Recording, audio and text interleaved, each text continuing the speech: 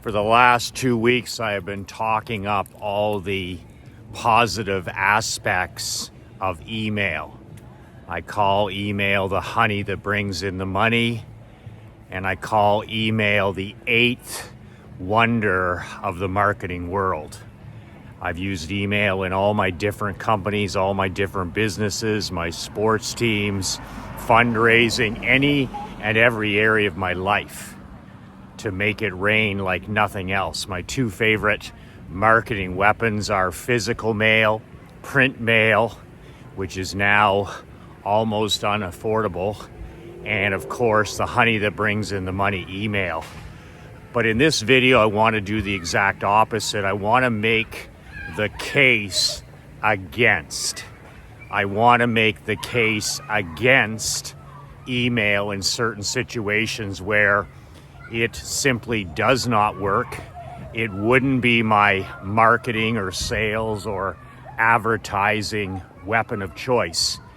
And there is definitely, like everything else on God's blue earth, there is a dark side to email. MichaelMcLean.coach. I am a former ex-professional hockey coach, former ex-amateur championship hockey coach. I actually own two of my own junior franchises.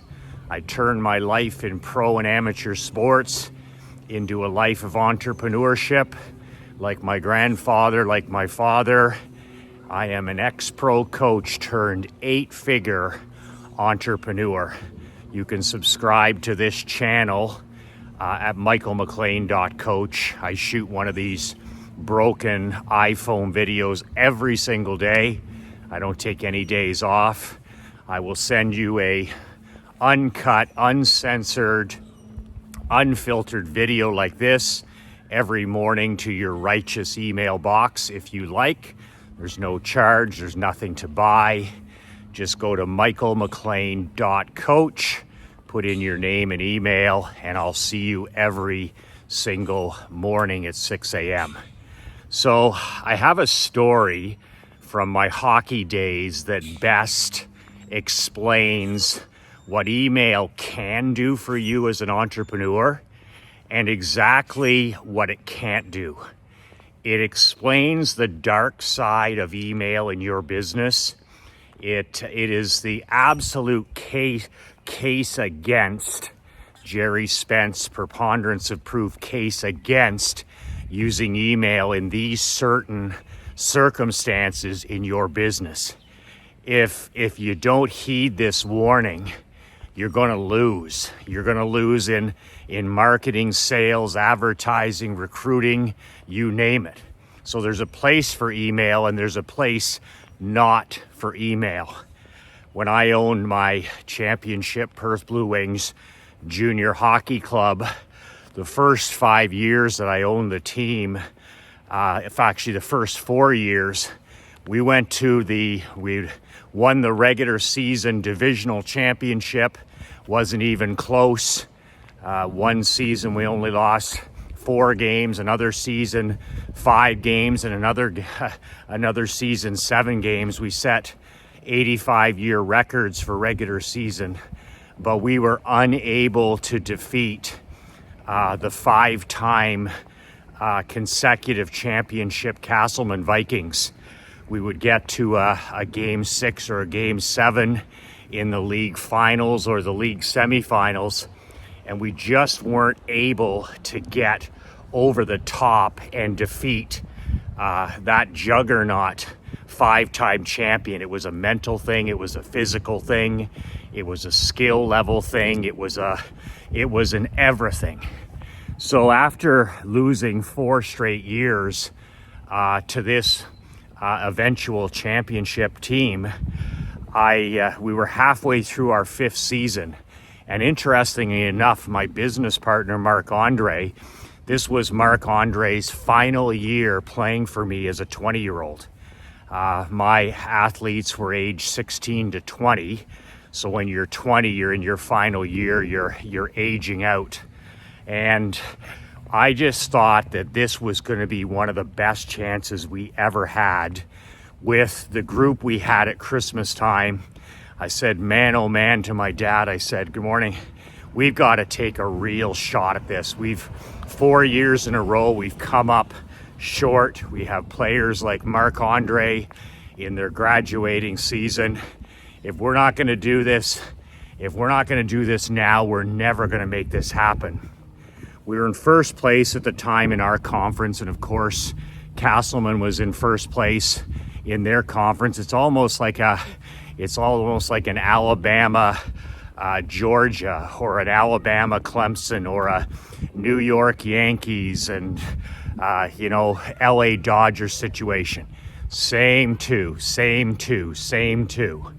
But man, if we didn't do something different after 4 years of losing in game 6 and 7 and all that heartbreaking stuff, just sick to your stomach stuff.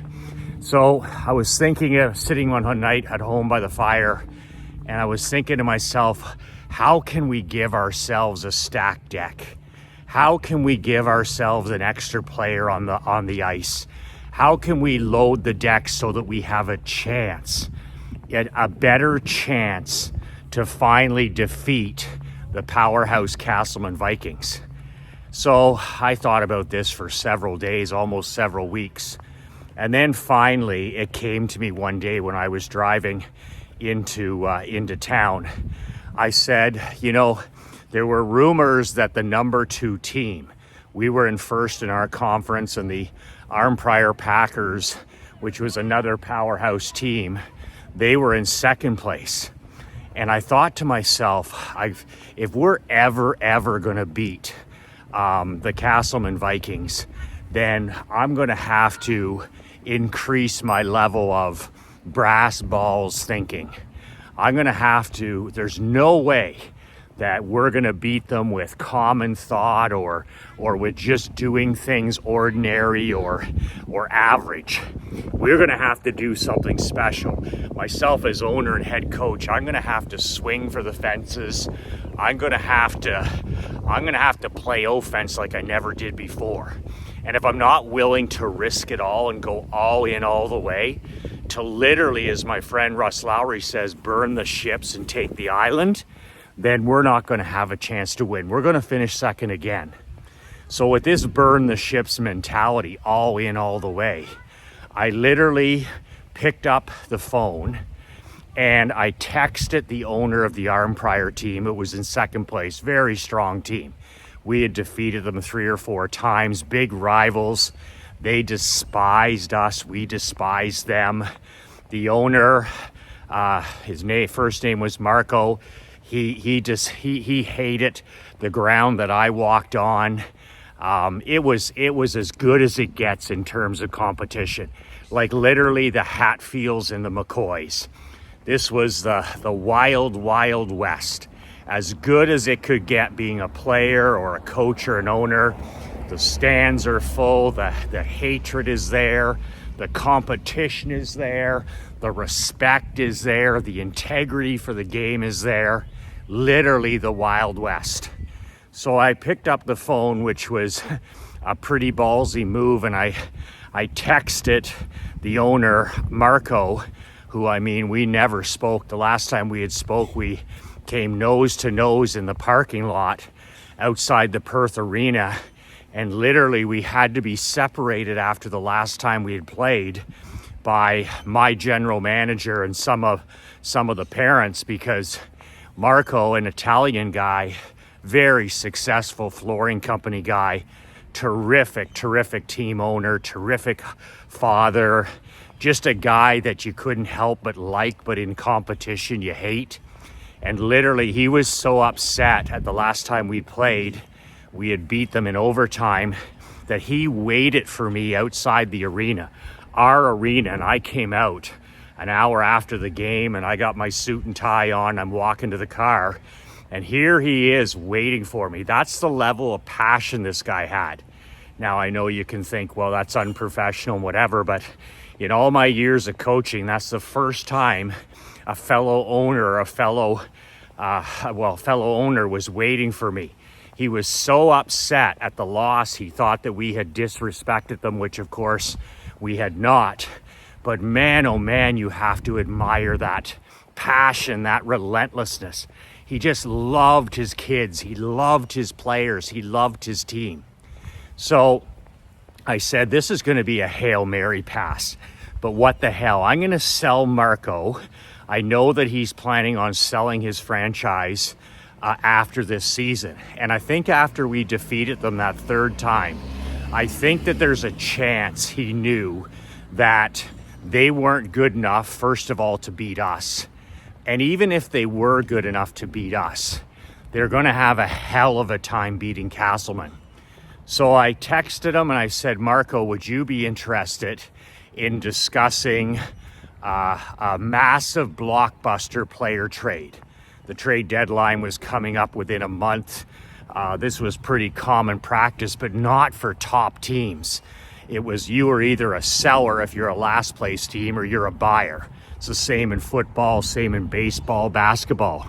But never had I ever been part of a deal where the top two powerhouse teams in a conference were going to engage in a player swap. Never two buyers ever, or never two buyers together.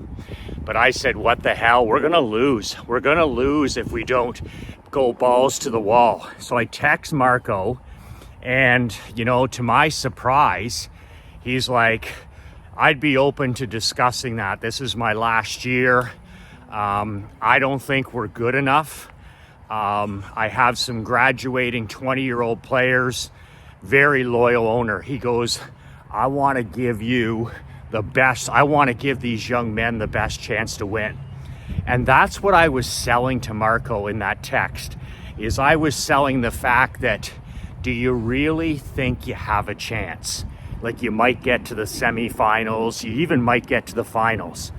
But, you know, neither of us has the team to dethrone the Castleman Vikings. We just don't. You have to apply the concept of Napoleon Hill's accurate thinking, and it's the facts of the matter were that it was going to be very difficult for either of our teams to win a Barclay Cup championship ring. So this is what my pitch was, and it went better than I thought.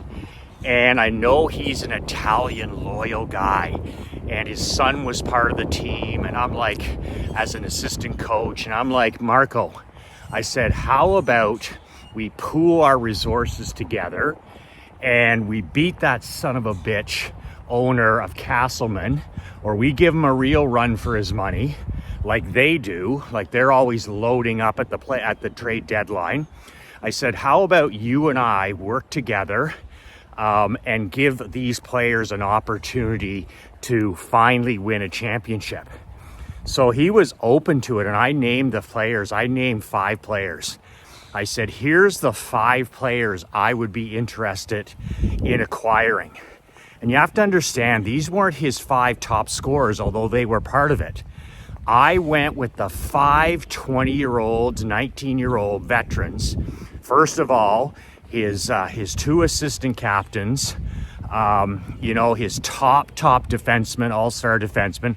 And I did research on these young men, and I went with character. I did my research and I said, who are the top 5 highest integrity, highest character athletes on the Arnprior Packers? And these are the names after talking to every scout, every recruiter, everybody that coached these kids. Michael, if you could pick 5 kids off that roster, off that outstanding roster, these are the 5 you take. And no, they weren't just the top scorers. In fact, we left the top scorer alone. I wasn't interested. So surprisingly, Marco's like, yes, I would look at doing a deal involving some of those players, maybe all of them, but probably some, because he kept coming back to me and saying, because I want to give these guys a chance. They've been here for 4 years as 19 and 20-year-olds, and we haven't even had a sniff. They hadn't been to the finals like us. They would lose in the quarters or the semis. And he says, I want to give these kids an opportunity before I sell the team. So he said, how about we meet for lunch? And that was enough texting for me. I mean, My dad always taught me when I was walking out the back of the insurance agency, the only instruction my dad ever gave me was get the check, get the check. The rest of it, forget about it. Get the check. And no email, no phone call. When it comes to the big dog deals, when it comes to the badass, when it comes to the brass balls deals, if a deal is so important to you, if a deal is a game changer, if it's a gun to your head situation, I would never, ever use mail. I would never use email. I would never text. I wouldn't even use the phone. Like I talk about, Gary Halbert's concept of, write your emails and shoot your videos and write your newsletters and your sales pages with a gun to your head. But the truth be told, that's for marketing and copywriting. But if I really had a gun to my head, if I really am burning the ships, like in this situation, where I'm literally burning the ships and going all in all the way, sticking my neck out in my future like never before, I ain't gonna use any of that stuff. I'm gonna get my ass in a car and I'm gonna go stare that person eye to eye, belly to belly, toe to toe, and I'm not leaving until we hammer out a deal. So that's exactly what I did. I said to Marco, I'll meet you tomorrow, no sense waiting. Monday, I said, I'll meet you in Ottawa. I drove an hour. I said, I'll meet you there at 12 noon. And I said, we'll work something out. So I never even thought we'd get this far. So I arrived there and he's a busy guy. Once again, no cell phone out. I didn't have a cell phone. The two of us sit down in this Mexican restaurant. It's like the Jerry Jones, Jimmy Johnson photo that blew the Dallas Cowboys ownership sale up 20 years ago, when there was the photo of Jerry Jones and Jimmy Johnson at the Mexican restaurant in Dallas. And it wasn't long until they realized that Tom Landry wasn't coming back as head coach. So same deal on a much, much, much smaller scale. I handed him a piece of paper. Marco he's a man's man. You don't fuck around with this guy, trust me. I've been nose to nose with him and he's not afraid of me and I'm not afraid of him. And passion, unbelievable passion. So I hand him the picture of the players. I said, here's 7 guys. I want 5 of them. What's it gonna cost? And then he's got a piece of paper across from me and it's like 5 of our blue chip prospects, our 16, 17-year-old players, our future. Our future, good kids, good players, but first-year amateurs, first-year rookies. So we sit there and we chew the fat, man to man, eye to eye, and it's like Jim Camp, the world's most feared negotiator. I'm like, you know what? These are the weaknesses that our players have. These are the weaknesses your players have. But these are the 5. And he was a little surprised at the 5 that I wanted. He's like, man, these are all spectacular kids, Michael. He's like, you've done your homework. He's like, I can't believe it. He said, I thought you'd go for our top scorer. He's not even on the list. He's like, man, you've done your work. And he says, this Matthew O'Brien, the right-hand shot defenseman, he says, that's a junior A player. He says, he's playing for us in junior B, but he says, that kid's from Texas and he plays for us in Canada. He goes to Ottawa U. He said, my wife said he's the finest young man that's ever played for us. And I was like, Marco, coming from you and your wife, I said, that's fucking high praise. He goes, you'll love Matthew. You will love him. Big 6'4", 220-pound right shot defenseman. And he said, just tremendous kid. So I'll never forget that. He had 2 years left. So we eat a little bit longer, but it doesn't take long to make a deal eye to eye. We're not using email. He's not one of these chicken shit guys with texting and email and even on the phone. He really appreciated the fact, even though he did not like me, he really appreciated the fact I said, before we go any further, let's break some bread. Like my grandfather said, if it's important, break bread. If it's important, break bread. Go have a cup of coffee, go have a pint of beer, go have a sandwich, go meet them in the alleyway if you have to. But if it's important, eye to eye, belly to belly, toe to toe. And my dad operates the same way. So I won his respect that day. He was like, let's get this. And we both came there to do a deal. He wanted to help his athletes. He knew this was his last year. He knew they weren't quite good enough. And I think he liked the idea of shoving it up Castleman's ass, or attempting to. So I kept selling him on this and pitching him on this and all this other stuff. And he was doing the same from his end. And I said, well, this looks like a 5-for-5 deal. He goes, it does. He says, I agree to give you my 5 players that are on that list. He goes, if you agree to give me your 5 blue chip prospects on that list, and he says, plus some cash, which was not a problem from our end. I said, I'll pay you $2,500, which is the league maximum for each player. So $2,500 times 5. And I said, he said, well, it's going to take more than that. He goes, these are the 5 best players, tip to tail that we have. These are my cleaners, my closers.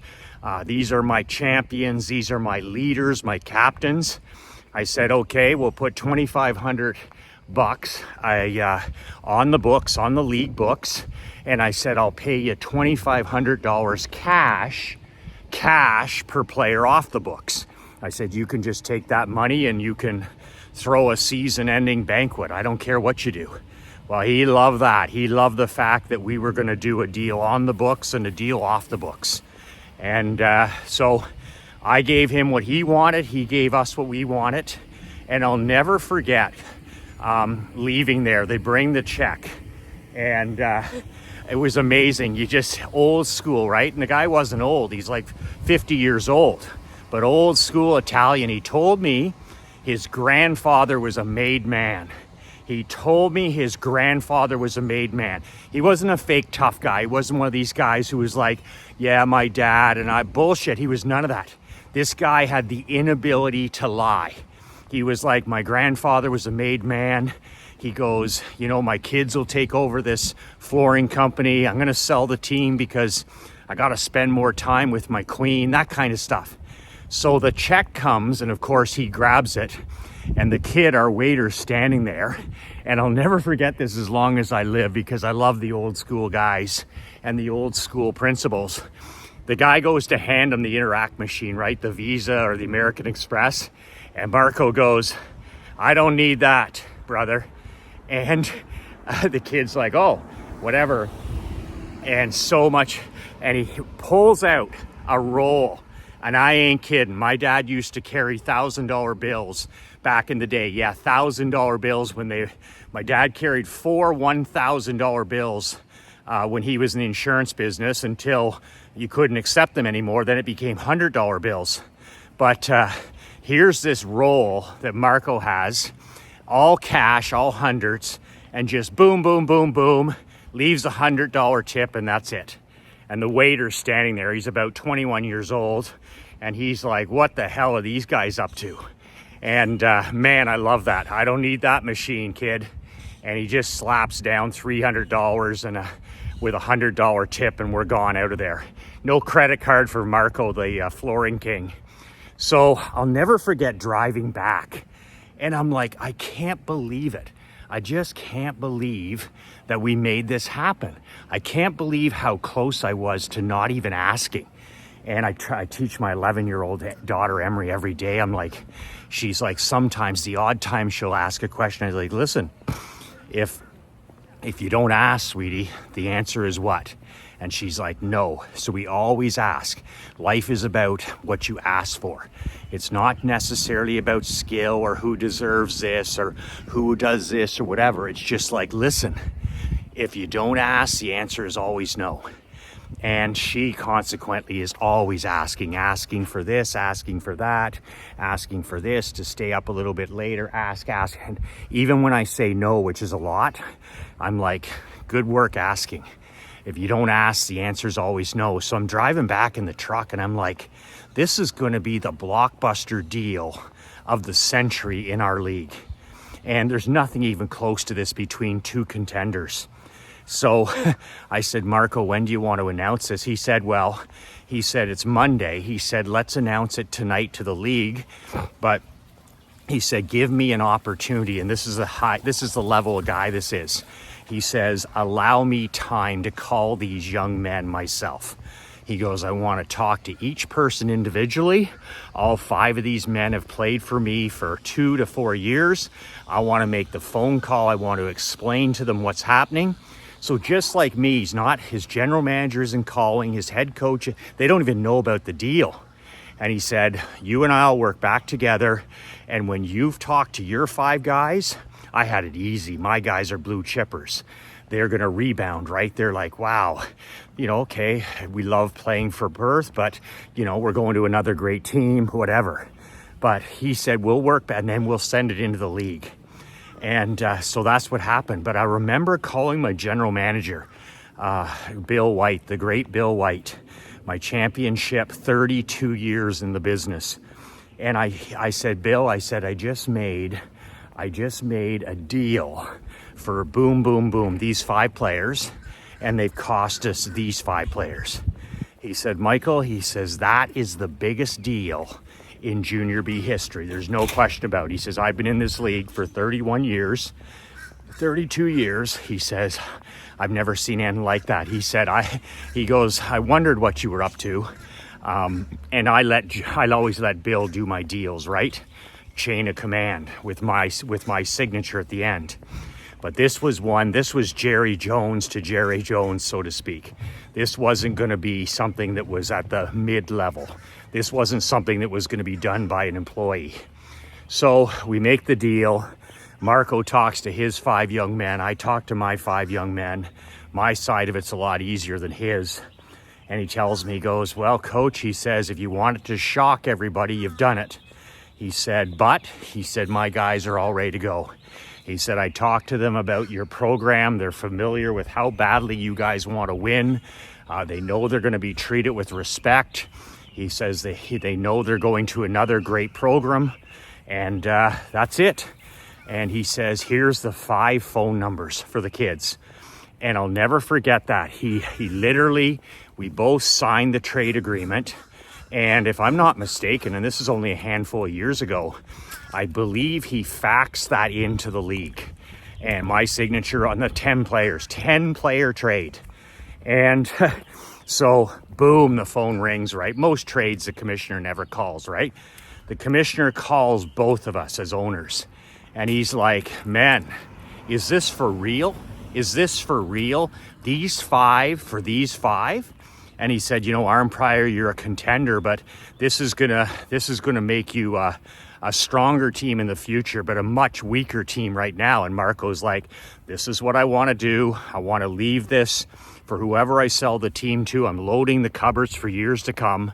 It's like the Herschel Walker trade where they trade their best people, but they literally load the cupboards with draft picks and money and blue chip prospects. So no, we both said, hey, we're all in. And the commissioner's like, okay. He says, I will send this to the league right now, around the league, the other 12 teams. He said, man, you guys are going to make the headlines tonight. So at about 8:45 p.m. that evening, the league used to communicate. They'd put it up on the website. They would put it up on by email, and then social media would take over after that. But we didn't post anything, neither did Marco. And you want to talk about the shit hitting the fan, because a lot of other teams with they thought they had a better pot to piss in the city. We're a blue collar team, right? All the city teams, they're white collar. They think they're like, oh, well, if those players were available, we would get them, not Perth. So you want to talk about pissed off and jealous and envious. And I mean, you should have seen it. Like, social blew up. I mean, I'm a guy who doesn't even know what social blew up means. And my assistant coach and general manager, they're like, Michael, this is insane. Like, you just acquired the 5 top players off of that team, blah, blah, blah. And I said, well, instead of worrying about what other people are whining and crying about, like they were like, other teams were like, you got to look into this. There was cash. There had to be an under the table component. I don't trust these two, on and on, right? It's called, my dad said, sour grapes. Sour grapes. They didn't have the brass balls to initiate this. And then when it was done, they were like, holy shit. You know, the one team that didn't whine, didn't cry, and didn't complain like some little bitch? Guess who? The mighty Castleman Vikings. They didn't. Not a word. They basically looked at that trade and said, you can add whoever the hell you want. We're still going to whip your ass. And that's why those guys were 5-time league consecutive champions. Not a peep out of those guys. They're just like, you know what? They're Bill Belichick. They're Nick Saban. They're like, we're going to whip your ass. We don't care who you add. And the other ones, the pretenders, they're all bitching and whining and complaining. So we put that behind us immediately. And I'll never forget, I phoned up my trainer within a few minutes. I said, listen, make sure the gold plates in the locker have their perfect names. Make sure the practice jerseys are ready. Make sure their equipment's ready. I said, when these guys walk into the locker room tomorrow, I want everything perfect in their stall, which it would be normally. So she's like, okay, I got to do 5 nameplates, 5 name pars for jerseys, 5 pair of pants, 5 pair of gloves, like a whole thing, like the NHL. And we're not. And it just brought so much passion and energy and juice to our program. Like we were doing well. We're in second place in the league and we're in first place in our conference. And then we go and add these 5 studs to our lineup. And when I say that, high character, because usually if I had just added 5 top scorers, it's almost going to guarantee you're going to lose. But this was like adding 5 cleaners to your team, 5 closers, 5, grinders, 5 kings. So I'll never forget practice the next night. And here they come in, 5 of them, they're nervous, right? They all drove together. They've never been part of this. This is like being traded from the Yankees to the Red Sox in their prime. This is like being traded from the Lakers to the Celtics in your prime, when both teams are in their prime. But they walked in and they're shaking hands with all the other players, and I introduced myself and talked to them, and then I'll never forget that, them looking at the lockers in we have like an NHL locker room. They didn't have any of this stuff in our Empire. God bless Marco, but he just wasn't as much of a lunatic as I was when it came to culture. They just had regular stuff, right? Great team, but regular facilities.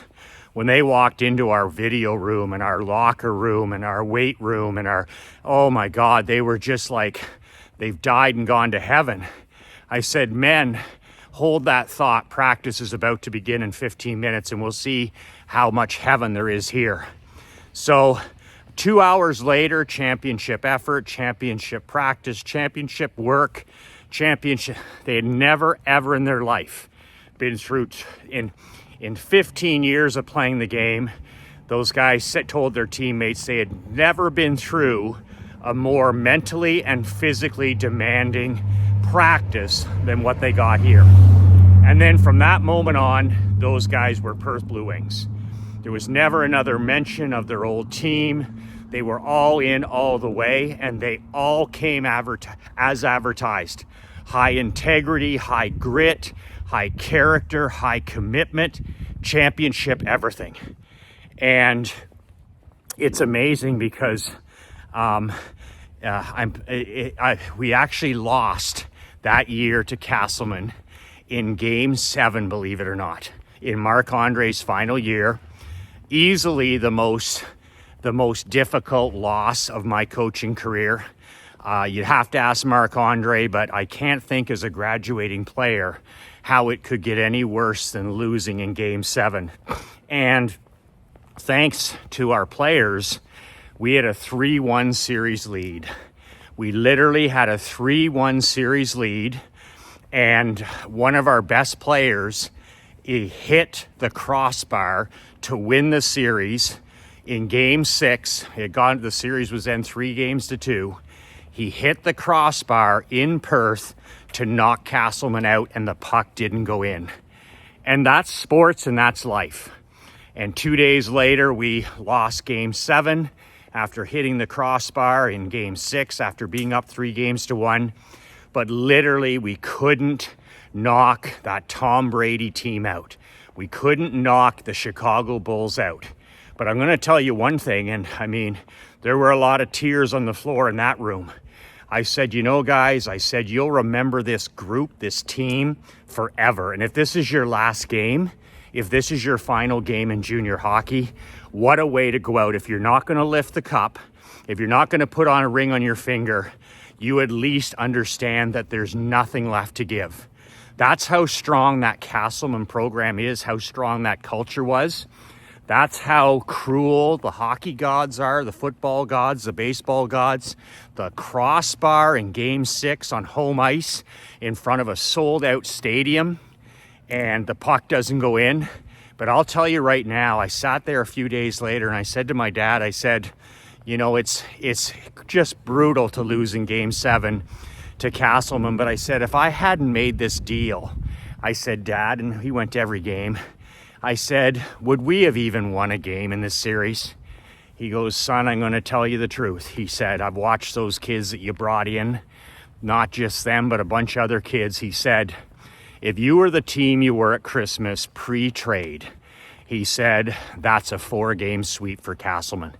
He says, maybe in one of the games you might have been close. You didn't have the grit, you didn't have the depth, you didn't have the leadership, you didn't have the experience, you didn't have it. And nobody else did. And he said, it all started with your brass balls move. And that's what he called it, brass. He said, you had the brass for the ask. And I was like, I never heard it like that. He said, you had the brass for the ask. He says, who in the fuck asked Marco, the Italian stallion, for 5 of his best top players, and then you close the deal and everybody's sitting around in an entire league stunned at what you did. You didn't outthink yourself. You didn't talk yourself out of it. You weren't a chicken. You weren't a coward. You got in your vehicle and you had the brass for the ask. And I was like, you know, Dad, you nailed it. I said, I was actually shaking when I was talking with him the first time on the phone before we even sat down. And he said, I totally understand. He said, but you know, he says, when you don't ask, and I said, the answer's always no. He said, yes. He says, this is the greatest trade for both franchises, you short-term, them long-term, in the history of this league. And he said, there's jealousy, there's envy, there's all that stuff from other people. He says, you don't care about them. He said, but it's all because you had the brass for the ask. And I was like, well, I appreciate that. Compliments from my dad come every 20 years, so I'll take it. But I'll never forget the one person that called me that night. We were driving back from Castleman and we had lost in Game 7. That was the semifinals, by the way. They went on to sweep the next team in the finals. Wasn't even close. But when you look into the eyes of that Castleman owner and that head coach and their players, and our players in the lineup are hugging, like these are 18, 19, 20-year-old young men. They're not usually, too much into hugging, and they don't even know each other. But these two teams that again despised each other, there was such a level of respect in that handshake at the end. It was unbelievable. And I've never walked into a locker room, ours, where it was almost like somebody had died. And I said, if we're not going to lift a championship, then I want that. I want my locker room to always, always look and feel like that. I know I brought in the right guys. I knew I brought in the right coaches. I knew I had the right Marc-Andres on this team. And I'm so happy that I went for it, thinking of my 20-year-olds like Marc-Andre. If you're going to go out and you're not going to dethrone the 5-time champion, go out swinging for the fences. Go out going all in, all the way. And if it works out, great. And if it doesn't, I can honestly look the man in the glass. As much as I wanted to vomit after that game, I'm sitting there going, man, we wouldn't even had a hope if we hadn't had the brass for the ask. And, that's one of my lowest points in hockey coaching, but one of my proudest moments of those young men and how they and some others came in and melded it with Marc-Andre, and they became a team, two powerhouses going at it. This was Ali Frazier. This was Ali Frazier. This was McEnroe and Borg. This was Connors and McEnroe. This was Yankees and Dodgers. This was the Broad Street Philadelphia Flyers and the Montreal Canadiens. This was toe-to-toe, Federer and Djokovic, as good as it gets. And unfortunately, it wasn't till 1 year later, with 3 of those 5 still eligible to play, that we finally lifted the Barclay Cup. It took 2 years after that trade to get the job done, but nevertheless, the brass for the ask is what it was all about. And my point here is that, there's a lot of things in life that email are not going to help you with. People are such chicken shits today. Your employees, people that work for companies, vendors, they hide in their smartphones. They'll text you, they'll email you, they'll message you. I'm still a toe-to-toe, eye-to-eye, belly-to-belly guy. If my balls are in a vice, if there's a gun to my head and it's marketing, sure, I can use that term and say, well, I'm going to be aggressive with my copy, and I'm going to be aggressive with my videos, or I'm going to be aggressive with my emails. But the truth of the matter is, the dark side of email, the dark side of even print mail, the dark side of social media is that some days, a lot of times, if you want to have the brass for the ask, that's done man to man, gal to gal, eye to eye, toe to toe, and belly to belly. And if my life depended on it, which my team did, Marc-Andre's last year, I was thinking maybe my last year as team owner, we had the team. I said, if I don't go all in, I'm a fucking poodle. If I don't go all in for these kids, if I don't make that phone call to Marco, if I don't sell him on this, if I don't sack up and make this happen for our fans, for our sponsors, for my mom, for my dad, for my wife, for my kid to see, if I don't go all in all the way, then shame on me. Like my pop said, if you're not going to play to beat their ass and go all the way, he said, sell the team. He says, this community deserves nothing but championships, and it all starts with you. When this team wins, he says, make sure it's your fault. When this team loses, make sure it's your fault. And I take 100% responsibility for that 7-game loss. But I'll also say that, man, I'm so proud that those young men saw what going all in all the way was, and they got to see, because I told them a little bit down the road about how the deal was done, how it was done man to man, toe to toe, breaking bread, as my grandfather would say. And that generation needs to hear that. So that's the dark side of email. It can't do everything. It can't sell the big fish always. It can't outdo person to person. It never can. But what it can do is it can be your follow-up. It can be your welcome visitor. It can be the thing that puts a person over the top. It's the best companion with print mail.